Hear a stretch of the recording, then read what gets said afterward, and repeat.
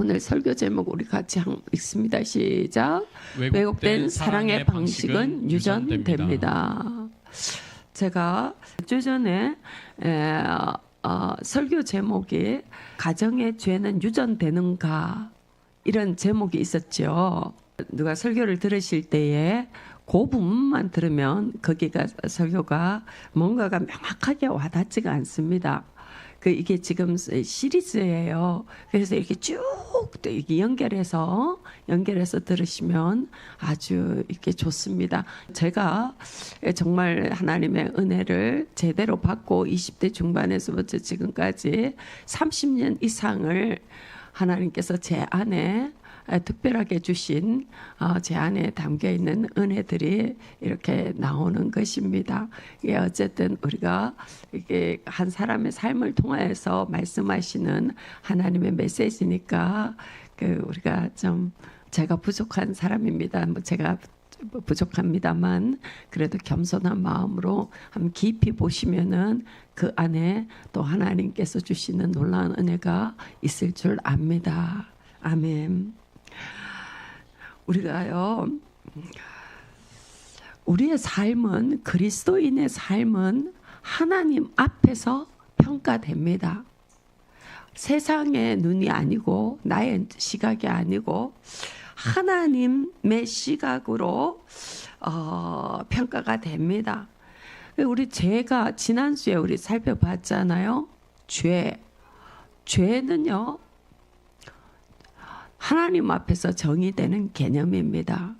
그래서요 우리가 똑같은 죄를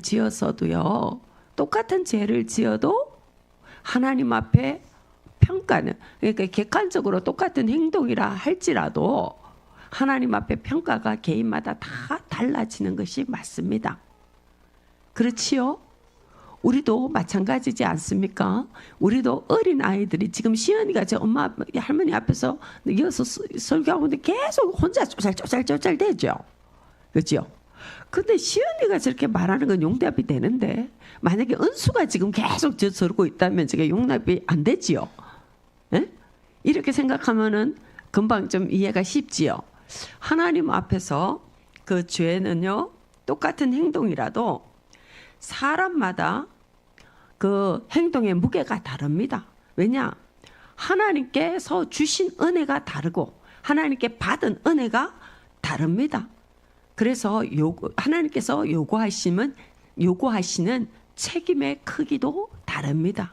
그래서 우리는요 하나님 앞에서 내가 정말 1대1로 내가 단독자로서 하나님 앞에 서 있을 때에 나를 볼 줄 알아야 됩니다. 저 사람이 저 일을 해도 괜찮으니까 나도 그래도 괜찮아. 그거는 자기를 속이는 거지요. 사랑도 마찬가지입니다. 자, 많은 사람들, 대부분의 사람들은요, 자, 이게 나한테만 정의되는 거, 이거. 저 사람은 되는데 나는 안 되고, 나는 되는데 저 사람은 안 되고 하는 그런 거 있잖아요. 이거 정말 참 쉽지 않지요. 왜냐? 이거는 자기를 정말로 정직하게 볼 수 있는, 정결하게 볼 수 있는 사람이 할 수 있지. 대부분의 사람들은 그런 거 굉장히 어려워합니다. 사람들은 매뉴얼 엄청 좋아하지요. 매뉴얼을 왜 좋아합니까? 응? 맞아요. 생각 없이 그대로 따라가면 되니까 매뉴얼을 좋아합니다.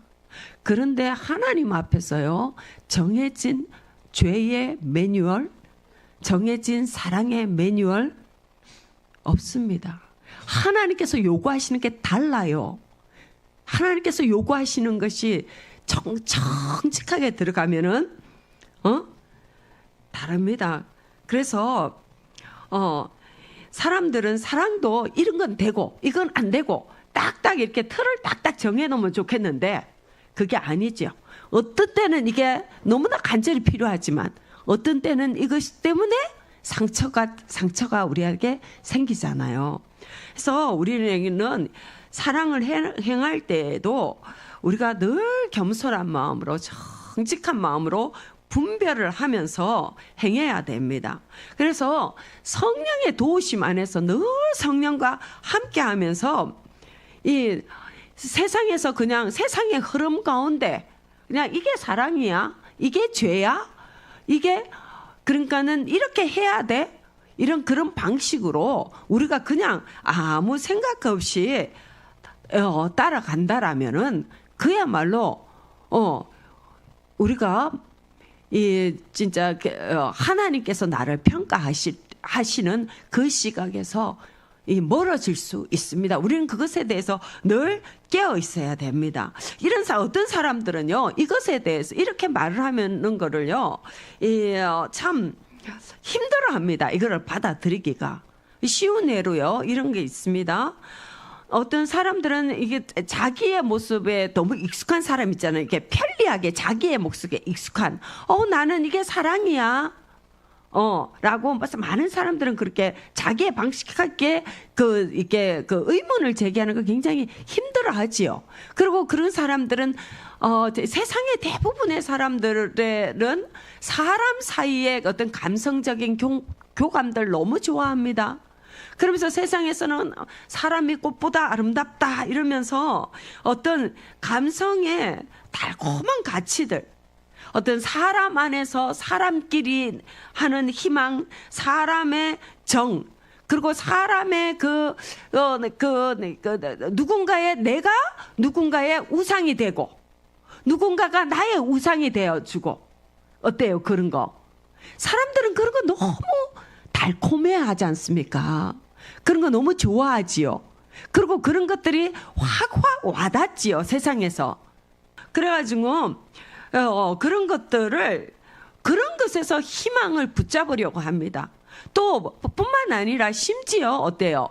사람 사이의 아픔, 시련의 아픔, 어떤 가족들이 먼저 죽는, 앞선 세대가 먼저 죽는 이런 깊은 아픔들, 또는 원망들, 미움들, 이런 것까지도 어때요?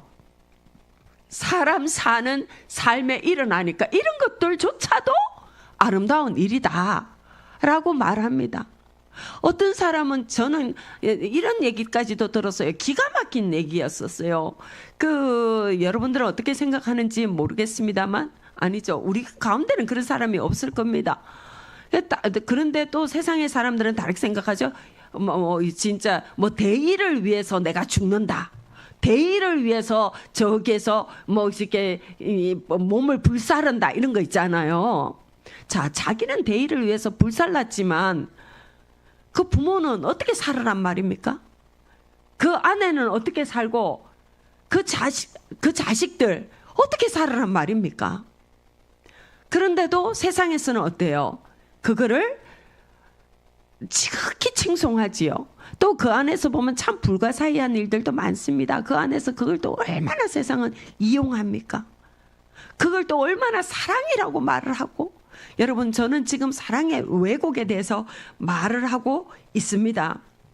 이런 식으로요, 이렇게 생각 없이 그런 거를 사랑이다라고, 자, 교회 안에서도 그런 것들이 너무 많지요. 그런 것들을 사랑이라고 여러분 따라가다 보면은요, 우리 삶의 향방을 잃어버립니다. 우리가 어디로 나아가야 될지 잃어버립니다.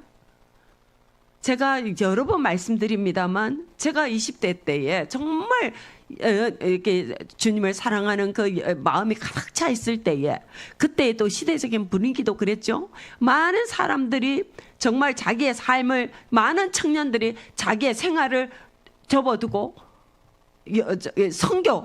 선교하러 많이들 떠났지요. 교회에서 늘 자기 집안은 팽겨두고 교회 생활에 정말 충성하는 그 분들 많이 있지 않습니까? 심지어 저는 얼마 전에도 유튜브에서 그런 거 봤습니다.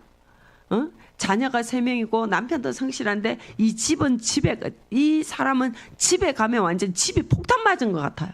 집에 폭탄 맞은 것 같은데 이 사람이 얘기하는데 어떻게 해요? 자기가 원래 그런 사람이 아니대. 자기는 교회 가서는 엄청 잘한대. 이 사람은 교회에서 내내 사는 거예요. 그러면서도 너무나 해맑어요. 너무나 해맑게 나는 잘하고 있다고. 그런 사람들.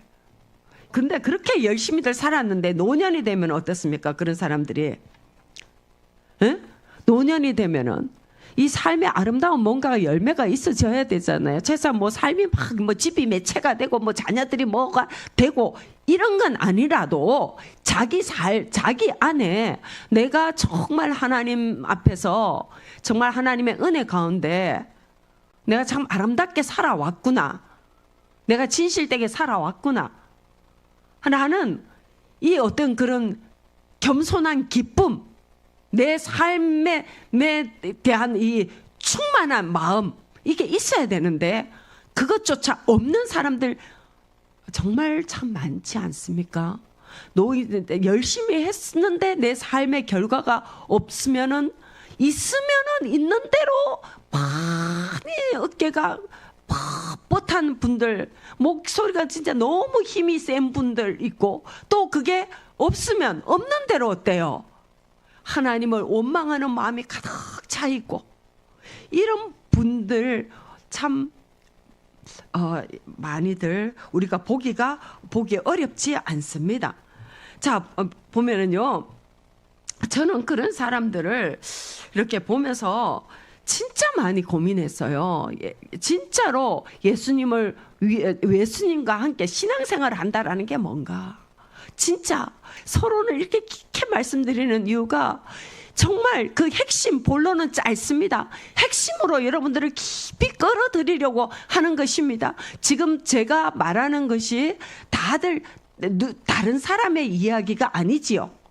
다들 본인들이 겪었을 것입니다. 본인의 그 경험 안에서 이거를 하나 끄집어내서 그 맥을 잡아서 본인을 관찰하면서 말씀을 들으셔야 됩니다. 우리가요, 참 문제가 뭐냐? 대부분의 성도들이요, 단편적으로 자기가 열심히 신앙생활하고 자기가 교회 생활을 열심히 하고 자기가 하나님을 사랑한다고 하지만 자기 삶을 전체적으로 통합해서 내 삶이 진짜 하나님 앞에서 어떻게 평가되고 있는가? 주님은 나를 어떤 시각으로 보고 계시는가? 그것에 대해서 정돈되어 있지 못하다는 겁니다. 이게 정돈되어 있지 않으면요, 이 방향성을 성령 안에서 내가 하나님 앞에서 내 홀로 하나님 앞에 서서 주님의 검증을 받으면서, 성령 안에서 검증받으면서 이 말씀으로 검증받으면서 나아가지 못하면 우리는 방향성을 잃어버립니다. 우리가 특히나요, 우리가 나이가 들어서 이거 안 되면 안 됩니다. 하나님의 말씀은 항상 우리를 사랑하신다고 말씀하시고, 하나님의 말씀은 항상 우리에게 가까이 계시는데, 이 모든 말씀들 가운데서 이런 말씀들이 내 삶에 드러나지 않으면, 내 삶에 그 하나님의 사랑이 내 안에 깊이 녹아져서 내 삶에 드러나고 내 안에 깊은 은혜로 간직되어져 있지 않다라면은 이게 우리를 하나님 앞에서 세워 나가지 못한다라는 것입니다. 성도들의 삶은요, 이 하나님께서 나를 보시는 이 기준 안에서 우리가 늘 깨어 있어야 됩니다. 우리가요, 하나님의 말씀을 정직하게 대면을 하면 어떻습니까? 하나님의 말씀은 하나님의 법은 변하지 않고, 하나님의 말씀은 참 그야말로 고상합니다. 하나님의 말씀은 타협함이 없습니다. 하나님께서 우리에게 요구하시는 것은 분명합니다. 연약함은 죄입니다. 우리는 나의 연약함이라는 말로 나를 계속 합리화하고, 주님께서 나를 이해해 주실 거다라고 생각하면서 가지만, 연약함은 죄입니다. 그리고 그 연약함은 죄이고 그 결과는 우리 삶에 계속 나타나는 겁니다. 우리 사람들은 생각해요. 하나님은 나의 이 연약함을 이해해 주시겠지? 하나님은 나를 다 아시니까 용납해 주시지? 자, 하나님은 우리를 다 아시지요? 우리를 다 용납해 주시지요? 맞아요. 하나님은 우리의 연약함을 다 아시고 우리의 다 연약함을 다 용납해 주십니다. 그리고 계속 어때요? 하나님은 계속 참으시지요. 계속 참으시고 우리가 마음을 조금만 돌이켜도 어때요? 하나님은 금세 마음이 녹아서 우리에게 또 기회를 주시는 분이십니다. 근데 여러분, 여기에 속으시면 여러분들 여기에 자기를 합리화시키시면 안 됩니다. 그거는 하나님께서 우리를 무한정 기다려주시면서 우리를 품으시는 하나님의 사랑이지, 우리의 연약함에 대한 책임을 하나님께서 져주신다라는 얘기 아닙니다. 우리의 죄의 연약함, 우리의 연약함의 죄, 그것으로 우리가 죄의 상태에 계속 머물러 있을 때에 그 책임은 우리의 몫입니다. 그것을 계속 그 가운데 머물러 있으면서도 내 삶의 열매가 나타나지고 내 삶의 내 기도가 다 이루어질 거다, 그리고 내 삶을 하나님께서 인정해 주실 것이다 생각하는 거, 그거는 자기 착각이지요. 그거는 성경의 말씀 아닙니다. 여러분, 그거 아주 잘 아셔야 됩니다. 하나님께서는 우리에게, 자, 주님은 분명하게 그러시죠. 하늘에 계신 아버지 온전하신 같이 너희도 온전하라 말씀하시는데, 자, 우리는 잘 온전하지 못합니다. 자, 그러면 우리가 온전하지 못한다고 하나님은 금세 매로 찰싹 때리십니까? 그렇지 않아요. 그래서 우리는 어때요? 나의 온전함에 대해서 되게 자유롭습니다. 되게 자유로워요. 막 그럴 수 있지, 사람은 다 그래, 내가 연약하니까, 이렇게 합리화하지요. 근데 여러분 잘 아셔야 됩니다. 그 길을 통해서 나의 온전하지 못함, 나의 연약함, 그거를 통해서 뭐가 내 삶에 들어옵니까? 그 죄를 통해서 귀신들이 들어옵니다. 여러분 잘 아셔야 됩니다. 연약함은 죄입니다. 죄는 뭐하고 동일합니까? 죄는 실체입니다. 여러분, 죄는 그냥 개념이 아니에요. 죄는 실체예요. 죄의 실체를 다른 말로 하자면 그 실체가 뭐가 동일합니까? 사탄 마귀입니다. 루시퍼입니다. 예뱀, 에덴 동산에 그 아담과 하와를 미혹했던 그 마귀, 그 실체입니다. 여러분들 이걸 잘 아셔야 됩니다. 이거는요, 이 마귀는 살아 있어요. 여러분, 제가 이제 여러분들이 지금까지 이제 제가 이렇게 그냥 이렇게 설명했던 것들을 실제적으로 제가 예를 한번 들어볼게요. 어떤 가정이 있습니다. 집사님 가정이 있습니다. 아버지의 모습은 그냥 일반적으로 봤을 때 상당히 그냥 무난한 분입니다. 신앙생활도 이제 성실히 하고, 그냥 평범한 사람입니다. 그런데 그 아내는 잘 알고 있습니다. 내 남편의 정말 그 연약함, 지독한 연약함, 뭘 잘 알고 있습니다. 그게 어떤 거냐? 남편은 일이 있으면은 회피합니다. 직면하지 않습니다. 일이 있으면 그냥 동굴로 쑥 들어가 버려요. 동굴로 쑥 들어가고 자기 연민에 빠지고, 또 그분한테 있는 연약함이 뭐냐? 굉장히 좀 시기심이 많습니다. 비교하고 시기하고. 그래서 이분 같은 경우에는 어떠냐면은 자기가 이게 죄냐 아니냐, 뭐 내 삶이 어떠냐 아니냐, 이런 것들도 어떻게 옆에 있는 사람하고 비교해서, 저 사람은 저렇게 죄 지어도 괜찮으니 저렇게 해도 괜찮으니까 뭐 나도 그렇게 해도 되지 뭐, 이렇게 자기 안에서. 자, 제가 다시금 말합니다. 우리의 죄는 어때요? 저 사람이 해서 저 사람을 하나님께서 봐주실 수 있지만 내가 했을 때는 하나님께서 봐주실 수 없는 죄가 되지요. 솔직히 말해서 집사님들이 어떤 행동을 하는 것과 제가 어떤 행동을 하는 게 하나님께서 같이 보시겠습니까? 다르게 보십니다. 그건 다릅니다. 그거는. 이런 거하고 마찬가지입니다. 그분은 근데 자기의 죄에 대해서도 그런 마음으로. 근데 그 아내는 어때요? 이제 한 10년을 같이 사는 아내의 눈에는 그게 명백하게 보입니다. 자기 남편의 연약함이. 근데 남편은 본인은 그것에 대해서 잘 보이지 않아요. 사람들 다 그렇게 사는 거 아니야? 내가 좀 이런 마음이 좀 나 원래 내 좀 성격이 그래. 그거 참 잘 안 되네. 뭐 이런 식으로 이제 넘어갑니다. 치열하게 그거하고 싸우지 않아요. 그렇게 넘어갔는데 그거에 대해서 깊은 어떤 죄라는 의식도 없이 넘어가는데 이게 이 문제가 누구한테 나타나느냐? 그분의 아들한테서. 그분의 그 기질이 아버지하고 많이 닮았어요, 아들이. 근데 아들한테서 그대로 나타납니다. 아들이 성격이 얼마나 찌질한지 소수점까지 다 따져가지고 이 계산하느라고 선택을 못해요. 아주 옆에 있는 사람은 속 터져 죽어요.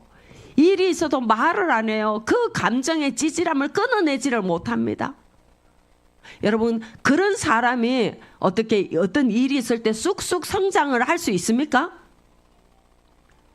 자기 감정을 딱 정리하면서 끊어낼 수 없는 사람은 성장하지 못하지요. 그 모습이 그대로 나타납니다. 여러분, 아들의 그 모습을 여러분들은 어떻게 보십니까? 그 아들의 성격입니까? 에? 여러분들, 성격이라는 말 함부로 쓰시면 안 됩니다. 성격이다라는 말을 딱 쓰는 것과 동시에 그 사람의 그 모습이 어때요?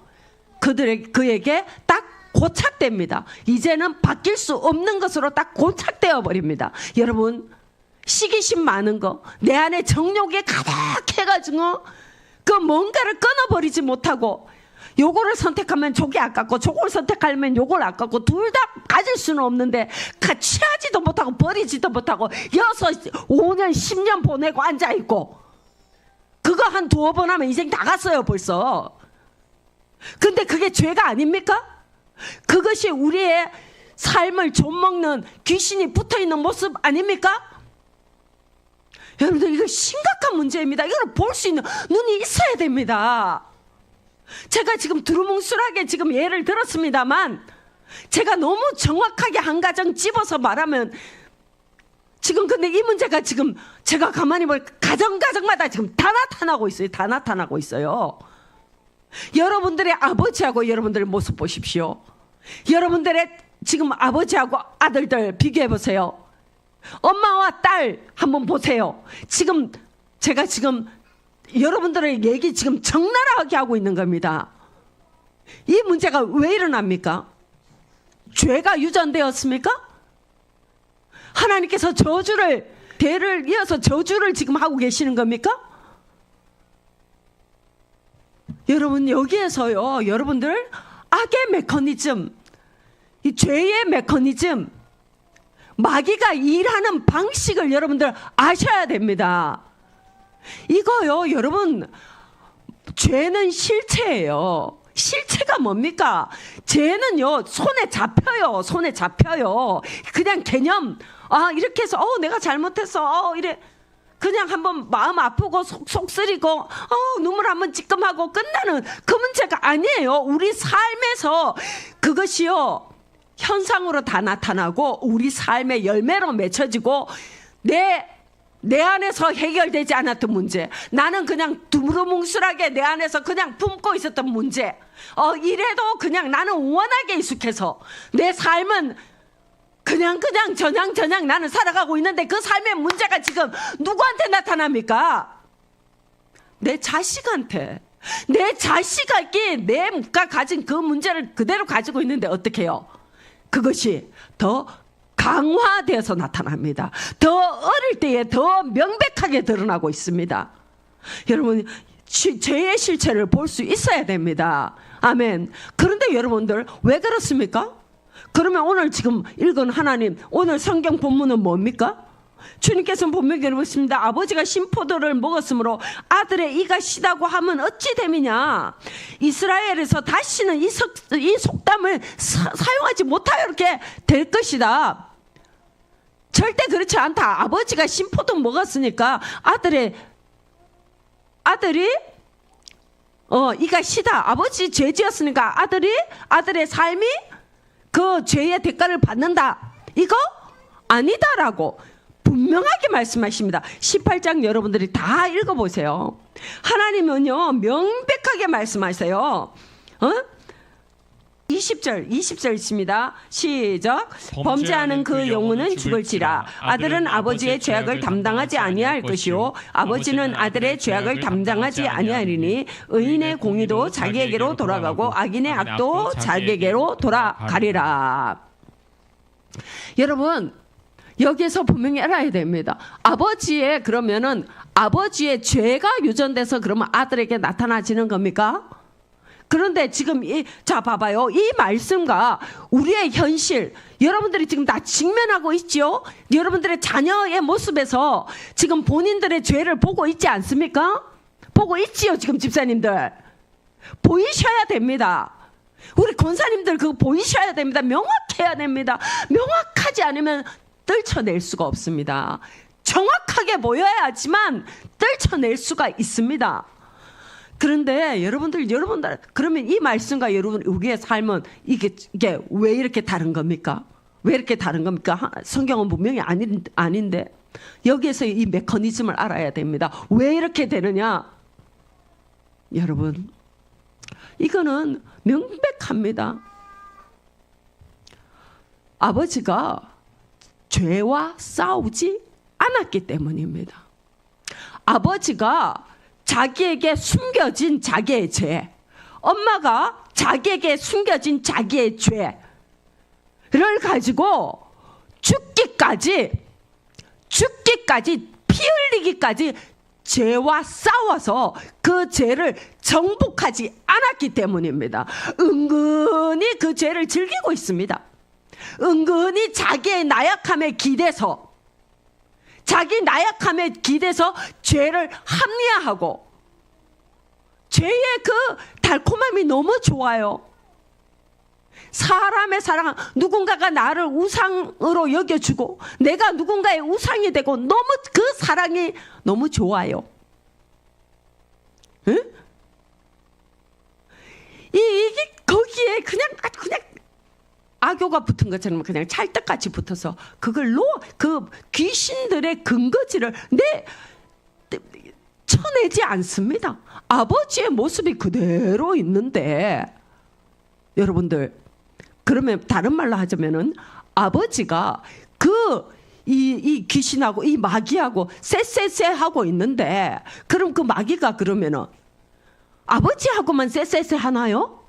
여러분들 자 마귀들은 에베소서 6장에 우리 안 찾겠습니다. 에베소서 6장 12절 그 근처에 보면은 명백하게 마귀들의 그 일하는 방식이 나오죠.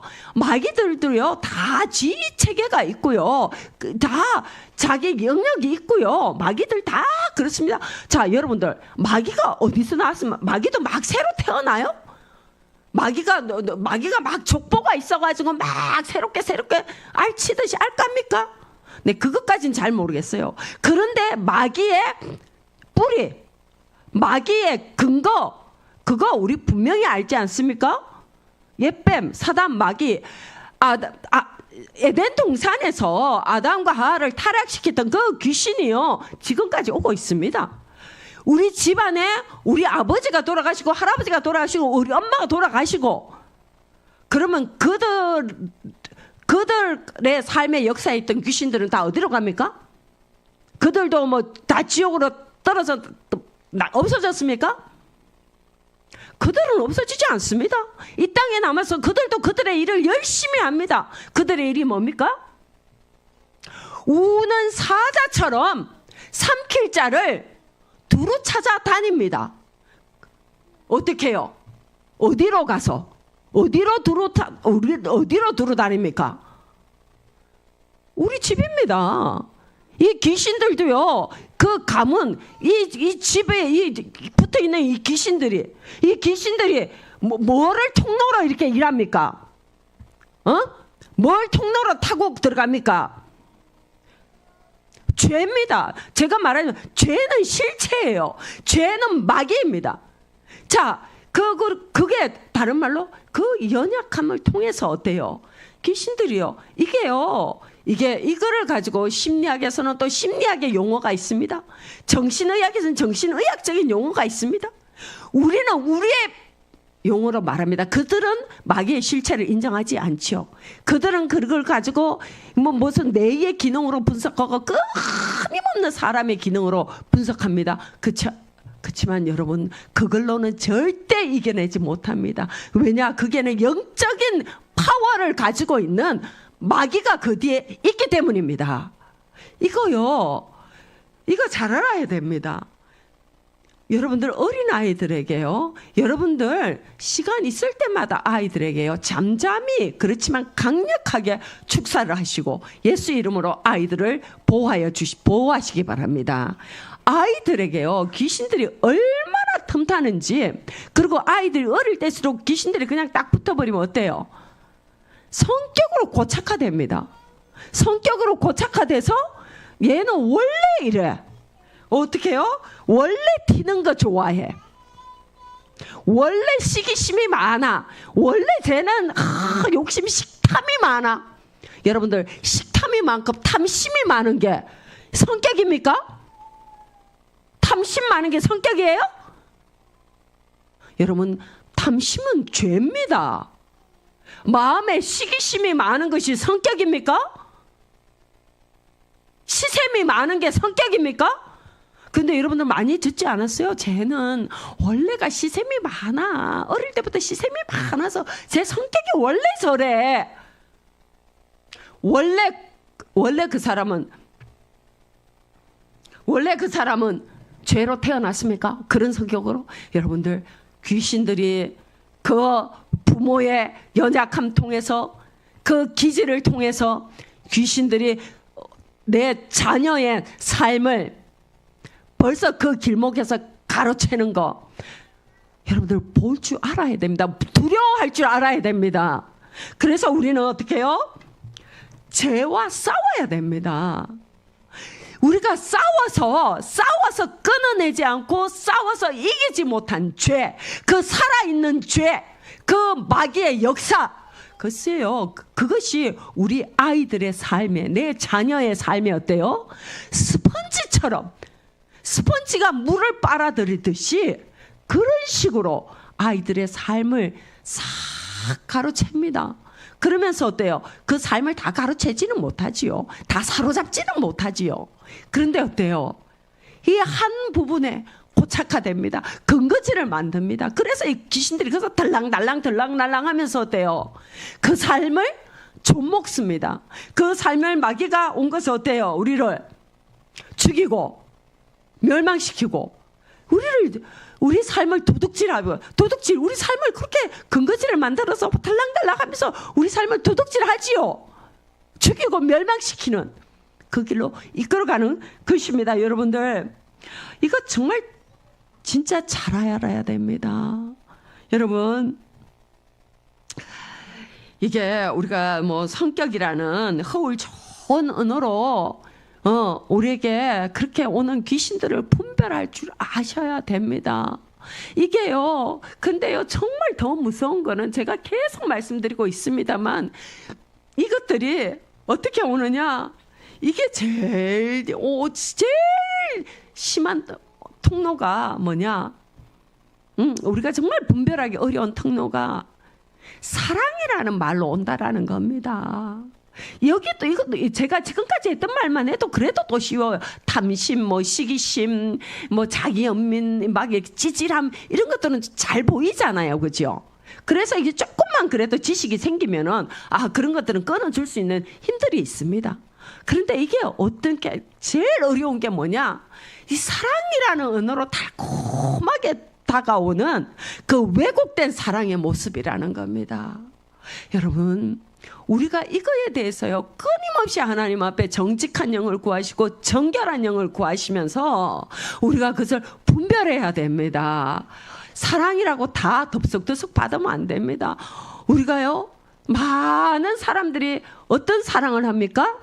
내 방식, 내 감성, 내 지식, 나의 언어, 내 것으로 막 이렇게 하는 거죠. 이 사랑입니까? 여러분 착각하시면 안 됩니다. 그거 사랑 아니에요. 또 여기에서 그러면 세상의 사람들은 말하죠. 이제 여기까지는 그래도 또 많이들 이제 지식이 있죠. 근데 세상의 사람들은 그런 말입니다. 그 사람의 방식, 저 사람의 방식에 맞춰주는가? 저 사람의 방식에 맞춰주는가? 이거를 가지고 이제 사랑이냐 아니냐, 저 사람의 감성, 저 사람의 어떤 취향, 저 사람의 어떤 그 스토리, 이런 것들을 다 고려해서 그 사람한테 다가가는 거. 그럼 이게 진짜 또 사랑입니까? 그것도 온전하지 않습니다.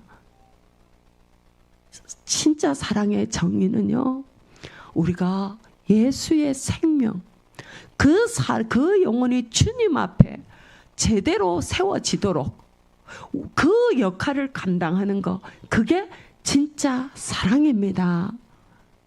여러분, 이 사랑은 참 어렵습니다.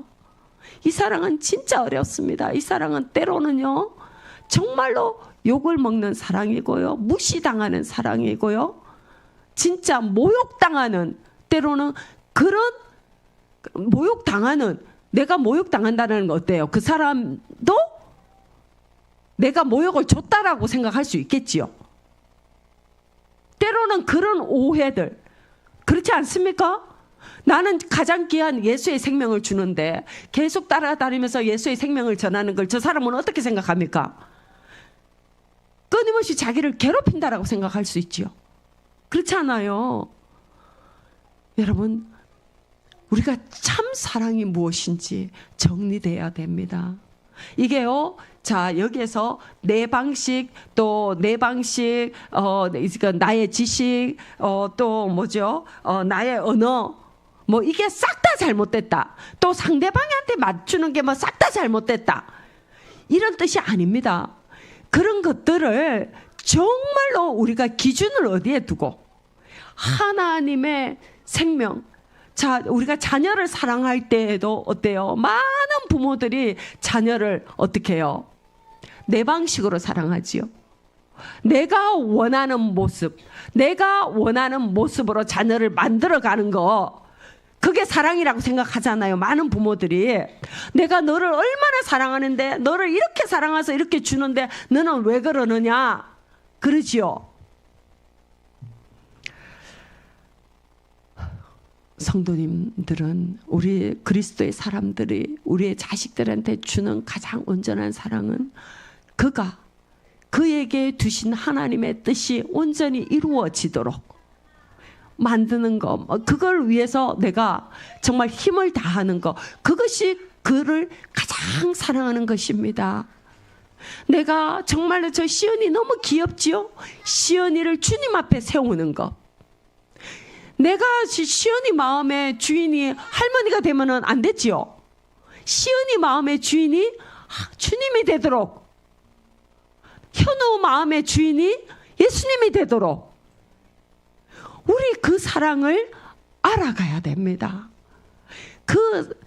이 사랑의 이 지식 이 안에서 하나님, 이런 사랑의 지식들이 제 안에서 새로워질 수 있도록 제가 정말로 주님 앞에서 이 정말 사랑을 알아갈 수 있도록 하나님 저에게 은혜를 주시옵소서.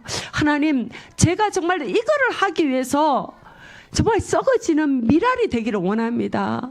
여러분, 이 사랑은 정말 주님의 사랑입니다.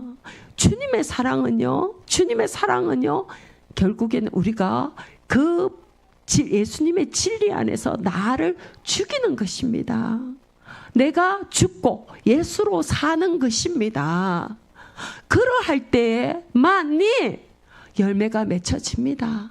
내가 하나의 미랄이 죽어야 됩니다. 진리 안에서, 예수 안에서 내가 죽어야 됩니다. 내 방식이 죽어야 되고, 내 생각이 죽어야 되고, 내가 좋아하는 거, 내 육이 죽어야지만이 진짜로 예수님이 내 안에서 일하실 수 있습니다. 그것을 소망하시기 바랍니다. 우리가 연약하지만, 우리가 너무나 연약하지만, 감히 그것을 정말 너무나 부끄럽지만, 내가 연약하다고 주님의 진리를 내 수준에 맞출 수면 안 되지 않습니까? 내가 연약할지라도 내 안에서 일하시는 하나님을 신뢰하며, 주님, 제가 우리 가정의 하나의 미랄이 되어지기를 원합니다. 이때까지 왔던 그 왜곡된 귀신들이, 왜곡된 사랑의 방식, 귀신들이 우리 가정의 역사에 왔던 그 통로, 그것이 막히고 끊겨야 되겠습니다. 그 통로가 없어져야 되겠습니다. 하나님, 제가 여기에서 새로운 방식을 세우는 하나님, 이 믿음의 조상, 우리 집의 믿음의 조상, 내 가정의 믿음의 조상이 되어야 되겠습니다. 하나님, 저를 그렇게 사용하여 주시옵소서. 이 기도는 이제 주님이 받으실 겁니다. 주님이 역사하십니다. 그것을 소망하면서 우리가 그것을 붙잡고 우리 기도합시다.